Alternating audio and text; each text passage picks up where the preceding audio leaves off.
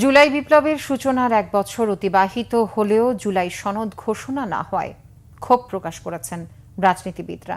মঙ্গলবার রাজধানীতে আলাদা আলাদা অনুষ্ঠানে নেতারা বলেছেন, শহীদদের রক্তের বিনিময়ে ক্ষমতায় এলেও জুলাই সনদ ঘোষণা না করা অন্তর্বর্তী সরকারের সবচেয়ে বড় ব্যর্থতা। জুলাই বিপ্লবের চেতনা যেন ব্যবসায় রূপ না নেয় সে বিষয়েও সতর্ক থাকার আহ্বান রাজনীতিবিদদের।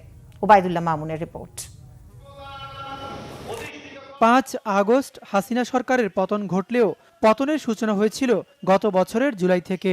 আর জুলাই বিপ্লবের সূচনার বছরপূর্তি উপলক্ষে মাসব্যাপী বিভিন্ন কর্মসূচি গ্রহণ করেছে ফ্যাসিস্ট বিরোধী বিভিন্ন রাজনৈতিক সংগঠন ও জোট।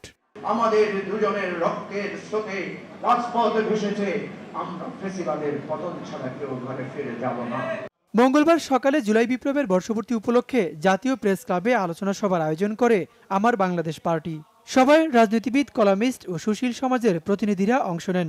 এতে প্রধান অতিথির বক্তৃতায় আমার দেশ সম্পাদক মাহমুদুর রহমান বলেন, জুলাই বিপ্লবের ১ বছরেও জুলাই সনদ ঘোষণা করতে না পারা অন্তর্বর্তী সরকারের বড় ব্যর্থতা।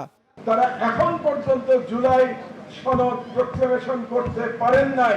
এটা প্রমাণ করে যে তারা শহীদদের প্রকৃতভাবে তারা মূল্যায়ন করছেন না।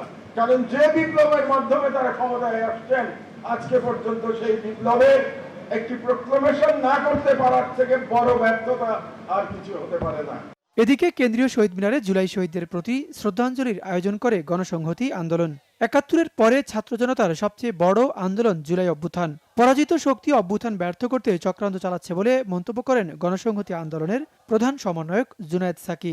এখনো পরাজিত ফ্যাসিস্টরা তারা নানাভাবেই এই অভ্যুত্থানকে, তার অর্জনকে ধ্বংস করার জন্য চেষ্টা করছে। মানুষের মধ্যে ভয়, ভীতি, আতঙ্ক, ত্রাস সৃষ্টি করে তারা একটা অস্থিতিশীল পরিবেশ তৈরি করার চেষ্টা করছে। এইভাবে তারা জুলাই মাসব্যাপী হয়তো এই ধরনের আতঙ্ক এবং ত্রাস সৃষ্টির উদ্যোগ নিয়েছে। জুলাই বিপ্লব উপলক্ষে মঙ্গলবার ঢাকা রিপোর্টার্স ইউনিটিতে কোটা সংস্কার থেকে রাষ্ট্র সংস্কার শীর্ষক আলোচনা সভার আয়োজন করে গণ অধিকার পরিষদ। জুলাই ঘোষণাপত্রে ১৮ সালের কোটা আন্দোলনের ইতিহাস এড়িয়ে গেলে ওই ইতিহাস দেশের মানুষ গ্রহণ করবে না বলে মন্তব্য করেন সংগঠনটির সাধারণ সম্পাদক রাশেদ খান। ১৮ সালের ইতিহাস রচিত না হলে ২৪-এর ইতিহাস রচিত হতো না। সুতরাং যে ঘোষণাপত্র ঘোষণা চান, শহীদ মিনারে কোনো ঘোষণাপত্র আমরা মানব না। আমাদের কথা ক্লিয়ার, এই সরকারকে ঘোষণাপত্র দিতে হবে।